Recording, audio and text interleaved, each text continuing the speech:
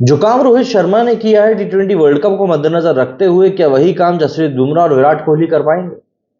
दरअसल रोहित शर्मा को सेल्फलेस कप्तान कहा जाता है कि वो अपने से पहले टीम की सोचते हैं।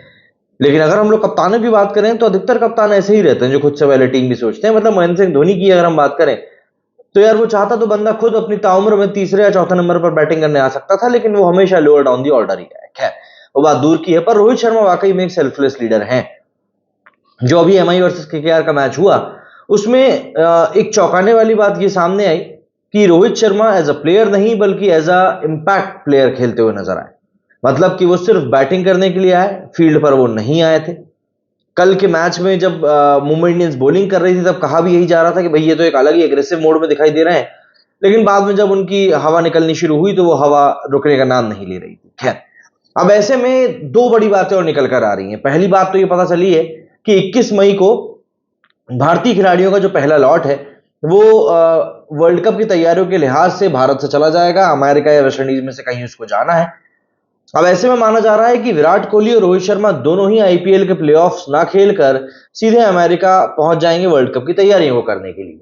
बट फिर यहां पर बात यह आ जाती है कि इन दोनों की टीमें 9वें और 10वें नंबर पर हैं, ये तो प्लेऑफ खेलने ही नहीं वाले हैं। तो ऐसे में प्लेऑफ छोड़ने की जो बात चल रही है वो एक या तो एक मिस इन्फॉर्मेशन है या फिर मजाक है, क्योंकि इन दोनों की टीमें प्लेऑफ के लिए क्वालिफाई करती हुई दिखाई नहीं दे रही। तो ऐसे में प्लेऑफ खेलेंगे नहीं, तो जाहिर सी बात है ये टी20 वर्ल्ड कप की तैयारियों के लिए बिल्कुल विदेश जा सकते हैं। बट मुझे ऐसा लगता है कि उससे पहले ये लोग कुछ समय घर पे जरूर बताएंगे। दूसरी एक बात जो काफी इंपॉर्टेंट निकलकर सामने आ रही है वो ये कि हो सकता है कि अब आने वाले मैचेस में बुमराह आपको एमआई के लिए खेलते हुए दिखाई ना दे। इसके पीछे एक बड़ा कारण है, क्योंकि कई सारे पूर्व क्रिकेटर्स का भी यही मानना है कि अब बुमराह को एमआई के लिए नहीं खेलना चाहिए, बचे हुए मैचेस में उनको रेस्ट करना चाहिए, क्योंकि उनकी जो टीम है वो ऑलमोस्ट प्लेऑफ की दौड़ से बाहर हो चुकी है। और क्योंकि उनकी टीम एमआई जो है वो प्लेऑफ की दौड़ से बाहर हो चुकी है तो उनका अब खेलना उतना अच्छा बनता नहीं है, क्योंकि आपकी टीम ऑलरेडी बाहर है। ऐसे में दूसरे खिलाड़ियों को मौका मिल सकता है, प्लस वर्ल्ड कप की तैयारियों के लिहाज से बुमराह की शरीर को भी आराम मिलेगा, तो उतना ही ज्यादा बेनिफिशियल हो सकता है टीम इंडिया के लिए। वहीं यही चीज विराट कोहली के लिए भी कही जा रही है कि या तो विराट कोहली बचे हुए मैचेस में एक इम्पैक्ट प्लेयर के तौर पर खेल लें या फिर ड्रॉप हो जाएं। इससे किसी दूसरे खिलाड़ी को खेलने का मौका मिलेगा, प्लस आरसीबी को भी एक एक वे फॉरवर्ड दिखाई देगा कि अगर विराट कोहली के बिना वो लोग खेलने के लिए जाते हैं तो आखिर किस तरह से टीम अपने आप को संभालती है। क्योंकि अभी तक तो विराट कोहली की मौजूदगी में एक बात क्लियर हो जाती है कि यार हो ना हो घूम फिर कर बात विराट पे ही आ जाती है और फिर वही टीम को आगे लेकर जाते हैं। यहां पर इन्हीं चीजों के ऊपर आने वाले समय में आईपीएल की जो गवर्निंग काउंसिल है वो काम कर सकती है।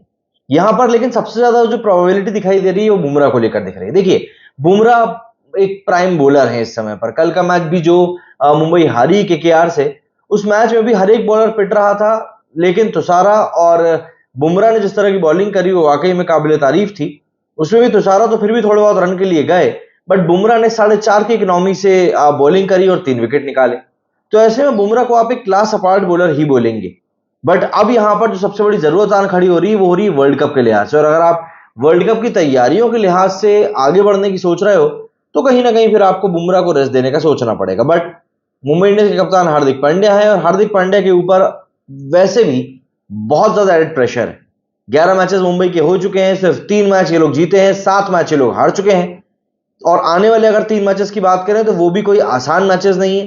सनराइजर्स हैदराबाद, केकेआर और लखनऊ के अगेंस्ट इनके ये 3 मैचेस होने हैं।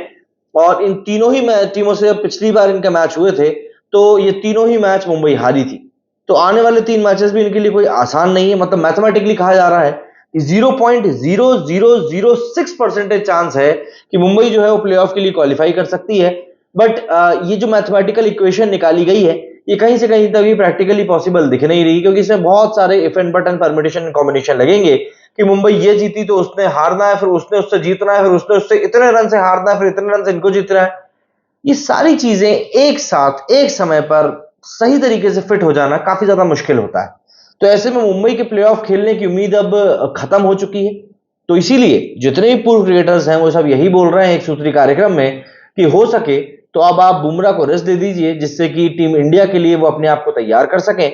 प्लस विराट कोहली और रोहित शर्मा को अब ये चीज सोचनी चाहिए कि अगर उनकी जगह कोई और खिलाड़ी खेल सकता है तो क्या चीजें बेहतर हो सकती हैं। क्योंकि कल के मैच की अगर हम लोग बात करें तो एक बड़ा फैक्टर ये भी आया था कि रोहित शर्मा तो एज अ इम्पैक्ट प्लेयर खेल लिए, बट अगर आपने ध्यान से मैच देखा होगा तो जब सिचुएशन खराब थी उसके बावजूद भी टिम डेविड और हार्दिक पांड्या दोनों ही बहुत ज्यादा नीचे खेलने आए, इतने नीचे जब पानी सर के ऊपर जा चुका था। हालांकि हार्दिक पांड्या ने तो आकर कुछ भी नहीं किया, 2 या 3 बॉलों में 1 रन बनाकर आउट हो गए, बट उसके बावजूद भी अगर वो ऊपर खेलने आते तो शायद टीम के लिए थोड़ा और फायदेमंद हो सकता था। आपको याद दिला दूं कि जब ये हार्दिक गुजरात के कप्तान थे तब ये अक्सर चौथे नंबर पर बैटिंग करने के लिए आते थे, बट इस बार एमआई के लिए जब वो खेल रहे हैं तब ऐसा लग रहा है कि वो कुछ ज्यादा ही पीछे जा रहे हैं। हो सकता है वो धोनी को कॉपी करने की कोशिश कर रहे हो, बट पॉसिबिलिटी कम ही दिख रही है क्योंकि धोनी की तरह ये कामयाब नहीं हो रहा है। मेरे स्टूडियो फिलहाल इतना ही। जय हिंद, जय भारत।